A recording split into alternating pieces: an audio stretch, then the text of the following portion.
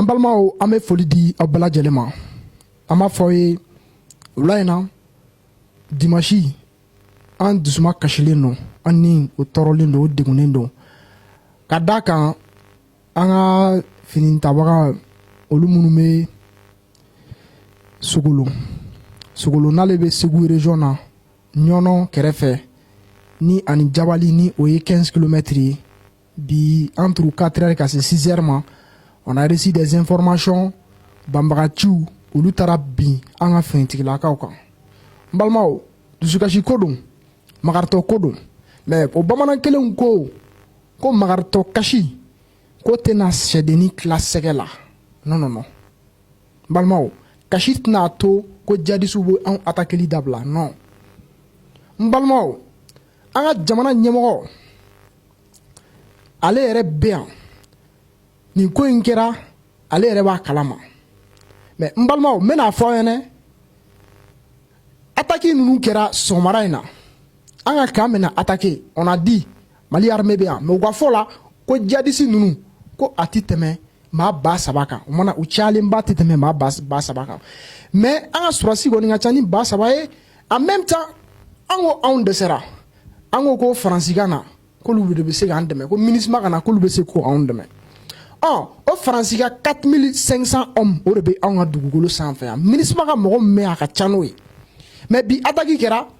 Faransi mun ye an teri ye, i bɛ ka ko Faransi mun bɛ ka ji di an ma tile fɛ. Faransi mun ye an teri ye, an ka kan attaquera Sogolo, attaquera bi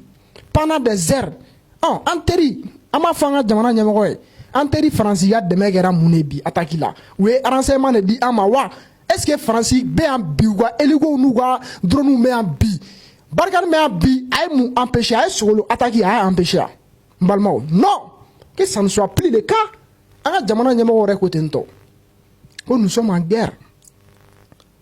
ko attaque kana kɛ tugun, an kana bin kana k'an kan tugun. Mais aujourd'hui comme ale ko an kana fɛn fɔ Faransi ma, ko minnu bɛ ka dɔ fɔ Barkhane ma k'olu ye jamana in jugu de ye. Awɔ, olu ye jamana jugu ye. Minnu ye jamana nin ye, i ko minnu bɛ k'an dɛmɛ bi, ne bɛ fɛ i ka bɔ k'a fɔ maliyɛnw ɲɛna. N'o y'a sɔrɔ Faransi ka drone minnu b'u bolo Mali kɔnɔ yan, u ka drone de surveillance n'u ka drone de guerre minnu bɛ yen, u sera ka mun kɛ bi? U ye Sogolo attaque, u sera ka mun k'a la? U ye effort de guerre jumɛn k'a la? 4500 hommes mun bɛ yan, u ye effort de guerre jumɛn k'a la? Faransi aw taara aw taara accord mun signé aw ni ɲɔgɔn cɛ, ni Faransi tilara ka 220 personnes bila ka na Afrique G5 Sahel jamanaw kɔnɔ. O 220 personnes minnu nana IBK, n bɛ fɛ i k'u nafa fɔ an ɲɛna. Yalima olu nali o kɛra sababu ye bi an ka gendarme minnu sara u kana sa wa? Non, que ça ne soit plus le cas, Monsieur le Président. Monsieur le Président, jamana bɛ yɔrɔ min na bi, jamana in dɔ kɛra dɛ. E de bɛ jamana sommet la, chef suprême des armées, i bɛ jamana ko bɛɛ kalama, i bɛ jamana information bɛɛ kalama. A mɛnna i taara k'i bila faso kunna. An bolo ko faso ko fagali k'a bɛna nɔgɔya, an bolo k'i bɛna se ka an nimisi wasa, ci mun kan ka fɔ k'o fɔ o fɔyɔrɔ. Mais Mali kelen kun tɛ nin gɛlɛya kɔnɔ, an nan'a ye Russie la, Union soviétique cilen Russie la fɛnɛ tun bɛ nin gɛlɛya ɲɔgɔn kɔnɔ. Mais Russie ye mun kɛ? A wagati ye président sɔrɔ yen, a ko tiɲɛ na k'ale dɛsɛra,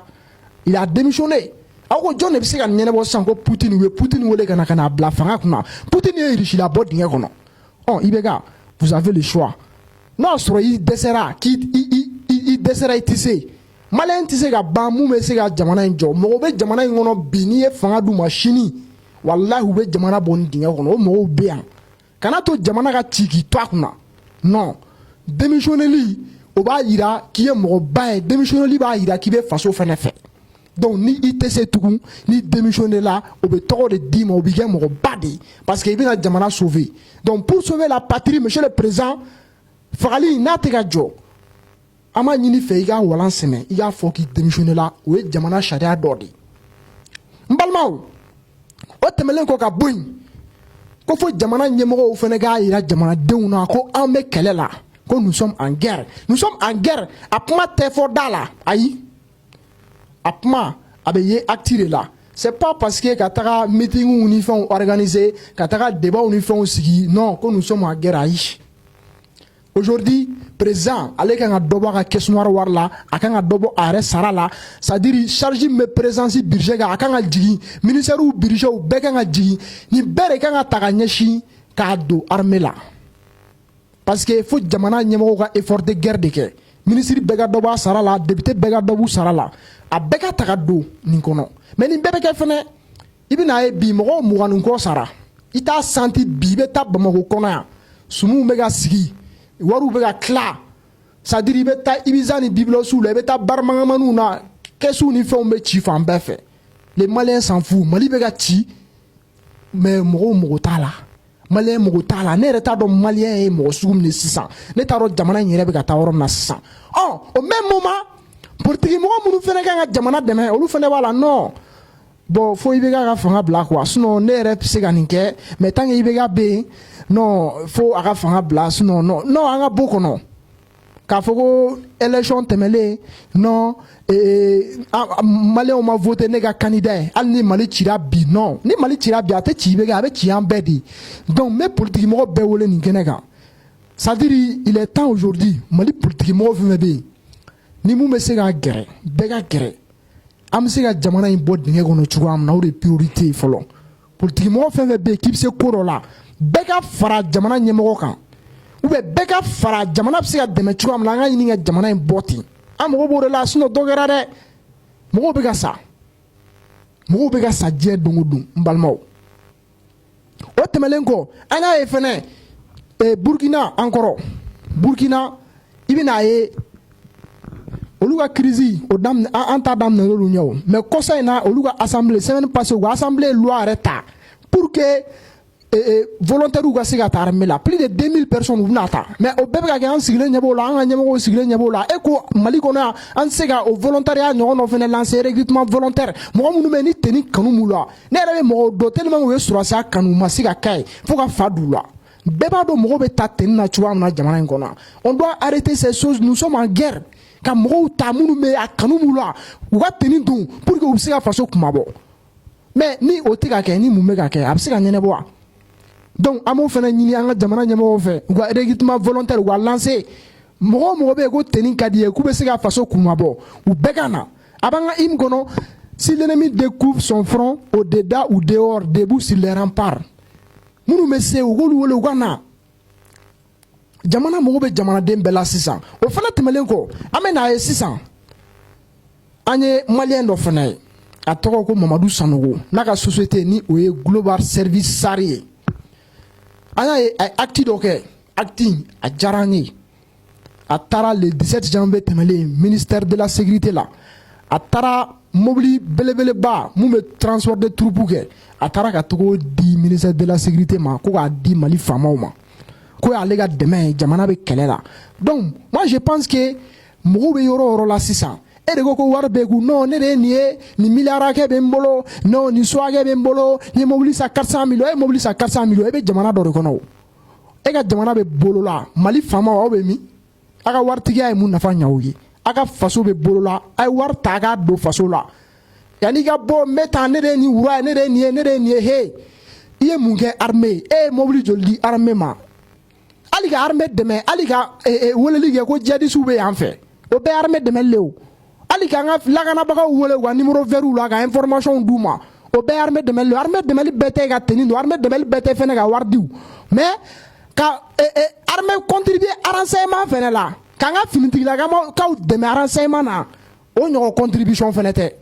donc moi je pense qu'aujourd'hui on a besoin de ça aussi minnu fɛnɛ ko wayi k'olu ye somabaw ye olu ye donsobaw ye olu ye samaw faga u ye jinɛw minɛ jinɛtigibaw ni fɛnw bon moi je pense que a ka jamana bɛ dingɛ kɔnɔ e jinɛtigibaw Mali jinɛtigibaw bɛ min jinɛtigibaw a t'a fɔ a ka jinɛw ye k'u ka na an ka jamana bɔ dingɛ kɔnɔ Mali dɔnnibagabaw bɛ min karamɔgɔbaw aw de ko k'aw bɛ se ko la aw bɛ san na aw b'a kɛ tan aw b'a kɛ tan a ka jamana bɛ bolo la aw bɛ ka mun de kɛ k'aw ka sɔrɔsiw kisi fagali ma aw bɛ na mun de kɛ bi k'aw ka jamana kumabɔ non kuranɛkalan o tɛna jamana bɔ nin na n'an tɛ k'a wale kɛ kasi o tɛna an bɔ nin na marche t'an bɔ nin na mun b'an bɔ nin na c'est à dire an mago bɛ o de la bi an mago bɛ jamanadenw na bi u ka bɛɛ ka bɔ mun kan ka se ka mun kɛ jamana ye u ka contribution kɛ n balimaw Mbalmao Mali be yorom na sisan dɔ kɛra dɛ don o don muso dɔ bɛ ka kɛ filiyabagatɔ ye an bɛna an sigi k'o lajɛ ten yan ayi an fɛnɛ bɛ se ka jamana dɛmɛ cogoya min na an ka jamana dɛmɛ ten mais nin bɛɛ fɛnɛ la mun bɛ anw fɛnɛ dimi n'a fɔra jamana bɛ nin bɛɛ la jamana ɲɛmɔgɔ fɛnɛ ka wari ta k'o di sɔrɔsi ɲɛmɔgɔ dɔw ma ko a ye taa avion san a ka na n'a ye pour que jamana ka dɛmɛ n'a fɔra o sɔrɔsi ɲɛmɔgɔ dɔw fɛnɛ taara avion fulu ye o san wɔɔrɔ ka n'o kulu ye an ka sɔlu kan yan olu fɛnɛ bɛ ka tila ka yaala clim kɔrɔ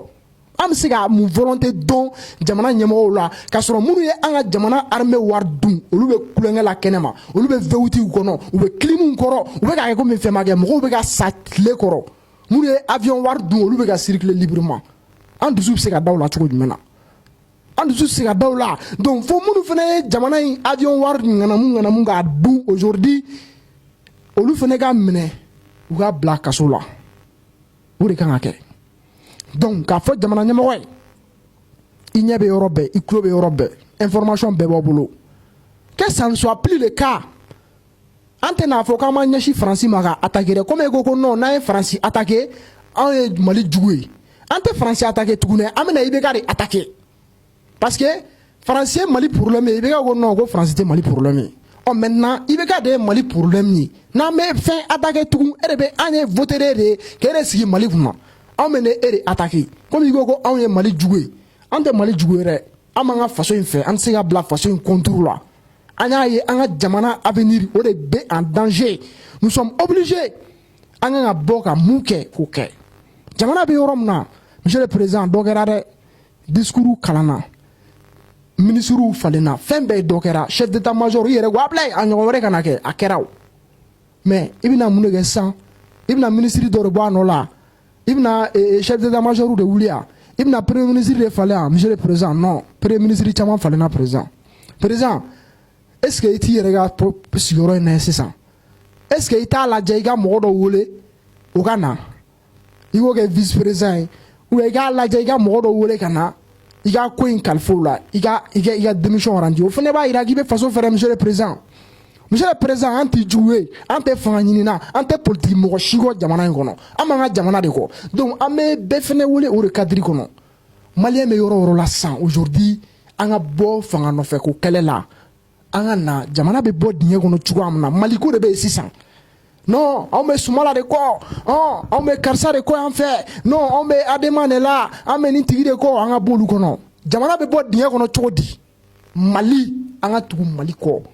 anw bɛ IBK de kɔ ayi an ka bɔ o kɔnɔ an bɛ Mali de kɔ an bɛɛ ka kɛ Mali kɔ an ka bɔ parti politique ko ninnu na sisan an k'a lajɛ nin jamana in a bɛ bɔ dingɛ kɔnɔ cogoya min na sinon Modibo Keyita su o tigɛra anw na bi Amadu Jikɔrɔni su tigɛra anw na bi parce que aujourd'hui Mali diinɛmɔgɔ politique mɔgɔ jeunesse i tɛ se k'a fɔ i bɛ jigi da mɔgɔ si kan parce que a bɛɛ corrompira diinɛmɔgɔ mana content n'o nana o bɛ na an ye bɔ n'ale ka fɛnw n'ale ka doléance taara en compte o mago tɛ anw na o la n y'a fɔ diinɛmɔgɔ tɛ n'an tila politique mɔgɔ tɛ n'an tila maliyɛnw an yɛrɛ de b'an yɛrɛ tila donc an ka bɔ politique mɔgɔw nɔfɛ an ka bɔ ninnu nɔfɛ an ka na an ka tugu faso kɔ faso in bɛ libéré cogo min na an ka ɲɛsin o ma ne b'o de ɲɛsin jeunes ma jeunesse il est temps an ka ɲɔgɔn minɛ il est temps Mali jeunesse an ka ɲɔgɔn minɛ an ka bɔ politique kɛlɛ la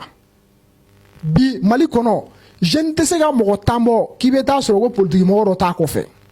o man ka kɛ tugun aujourd'hui jeunes kan ka da o yɛrɛ la i mana jeune fɛn fɛn kule la i b'a sɔrɔ politique mɔgɔ dɔ de bɛ k'a financer o kɛlɛ tɛ se ka taa ɲɛ anw bɛ ka minnu critiquer olu yɛrɛ wusara n'anw ye donc jamana in finalement an bɛ n'a ye minnu yɛrɛ bɛ fanga la olu yɛrɛ wusara ni anw ye parce que olu ma mun kɛ anw bɛ k'o de kɛ donc an ka kɛ hɔrɔn ye an ka kɛ maa ladiriw ye an ka jamana in lajɛ jamana bɛ se ka kumabɔ cogoya min na minnu salen filɛ bi an b'a ɲini an ka jamana ɲɛmɔgɔw fɛ u ka cérémonie denw organiser ni mɔgɔ ninnu ye u ka faso kanu o leçon ka kɛ mɔgɔw kun an ka jamana in kanu ala k'an kisi ni ɲaman wɛrɛ ma mɔgɔ minnu sara ala k'u don aridinɛ kɔnɔ u y'an kɔn kiti min na ala k'o nɔgɔya ala k'an yɛrɛ fɛnɛ ɲa k'an ta don kɔnɔ faso in bɛ kisi cogoya min na an bɛɛ lajɛlen ka ɲɛsin faso dɛmɛli ma mɔgɔ mɔgɔ bɛ se ka contribution fɛn o fɛn kɛ i ka armée ye n'i y'o kɛ Ala ye i y'o kɛ kira ye donc jamana mɔgɔw b'o la a kɛra ka armée ye k'u dɛmɛ information na a kɛra k'u dɛmɛ wari la a kɛra k'u dɛmɛ fɛn fɛn la aujourd'hui bɛɛ ka ɲɛsin ka ka jamana faso ni o y'an ka faso an ka jamana finitigilakaw an bɛ se k'u dɛmɛ cogoya min na an k'o kɛ n balimaw an sera ka nin de sɔrɔ ka di aw ma hakɛto b'a kan wa salam